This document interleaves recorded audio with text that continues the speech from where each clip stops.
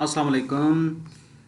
आप वर्ड से डेटा को एक्सेल में और एक्सेल से वर्ड में ग्राफ की शक्ल में कैसे लेके जा सकते हैं। इसके लिए आप सबसे पहले देखें, मेरे पास एक शीट है एक्सेल की, उसके अंदर वही वाला टेबल मैं दोबारा शो कर रहा हूँ। इसका मैं एक ग्राफ बना देता हूँ। इसको मैंने सेलेक्ट कर लिया और उसके बाद मैं इंसर्ट में जा कर के इसका एक ग्राफ ड्रा कर देता हूँ। लेट्स सपोज ये इसका मैंने ग्राफ ड्रा कर दिया है, या फिर मैं इसको इस शक्ल में ड्रा करना चाहता हूँ। ये मैंने ग्राफ ड्रा कर लिया है। अब इस ग्राफ में मैं इसको दोबारा जो है ना सिलेक्ट करके इसको मैं अगर कंट्रोल सी के साथ इसको मैं सिलेक्ट कर लेता हूँ इसको, तो वर्ड में जाकर इसको पेस्ट कर लेता हूँ तो ये वर्ड में आ जाएगा। देखिए मेरे पास ये, इसको मैं नए पेज पे पेस्ट कर देता हूँ। कंट्रोल वी के साथ इसको मैंने यहाँ पेस्ट कर दिया तो ये देखिए मेरे पास ये वर्ड में आ गया है। अब वर्ड से दोबारा एक्सेल में इसको लेके जाना है।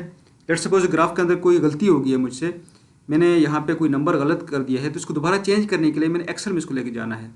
तो इसके लिए आप क्या करेंगे, इस ग्राफ के सारे ग्राफ को दोबारा सेलेक्ट कर लें, यानी इसके ऊपर आप क्लिक कर दें ग्राफ के ऊपर, और उसके बाद आप जाएंगे यहाँ पे डिज़ाइन में, और डिज़ाइन में जाकर एडिट डेटा पे आप चले जाएँ तो ये देखिए अब ये डेटा आपके पास इस तरफ को शो हो रहा है वर्ड के अंदर, इस तरफ को एक्सेल में शो हो रहा है। तो एक्सेल में मैं देखें ऑलरेडी ग्राफ भी यहाँ पे शो हो रहा है। मैं इस ग्राफ को हटा देता हूँ क्योंकि एक्सेल में मुझे ग्राफ मैंने हटा देना है।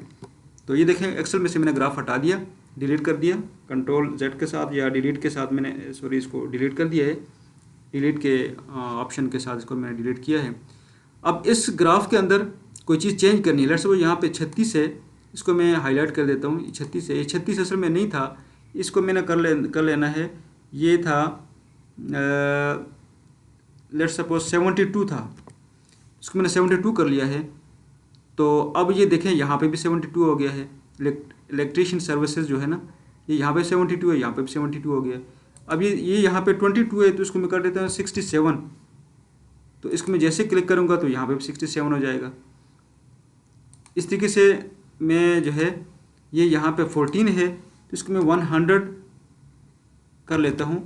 तो आप देखें जैसे इसको मैं क्लिक करके छोड़ूंगा तो यहाँ पे 100 हो जाएगा। तो इसका मतलब ये है कि जैसे मैं एक्सेल में डेटा को चेंज करूँगा, इसी तरीके से मेरे साथ वर्ड में भी ये डेटा चेंज हो जाएगा। एक्सेल में डेटा को चेंज करने के साथ वर्ड में भी चेंज हो जाएगा।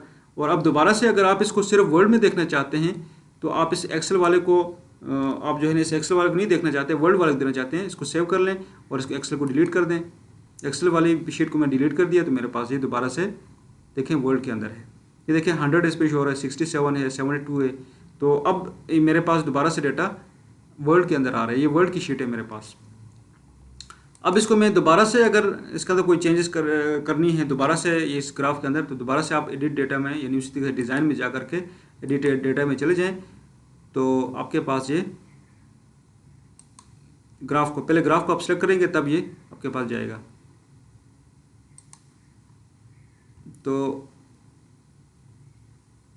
ये देखें इसको मैंने सेलेक्ट कर लिया है और मैंने एडिट डेटा इसको एक ऊपर क्लिक कर लिया है, और अब ये इसको ओपन कर रहा है एक्सेल के अंदर। ये देखें दोबारा से वही डेटा एक्सेल के अंदर ओपन हो गया है। तो इस तरीके से आप अपने डेटा को एक्सेल से वर्ड में लेके जा सकते हैं, वर्ड से एक्सेल में लेके जा सकते हैं। उसमें एक्सेल के अंदर कोई करेक्शन करनी है तो आप वापस एक्सेल में जाकर करेक्शन कर सकते हैं, और वही करेक्शन आपके पास वर्ड में भी शो हो रही होंगी। वही करेक्शन आपके पास वर्ड में एट द सेम टाइम आपके पास अपडेट हो चुकी होंगी।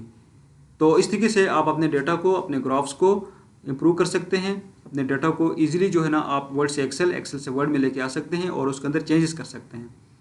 ये बहुत ही इम्पॉर्टेंट फीचर है जिसको आप यूज़ कर सकते हैं अपने जो है ना डाटा एनालिसिस के लिए। Thank you so much for watching this video.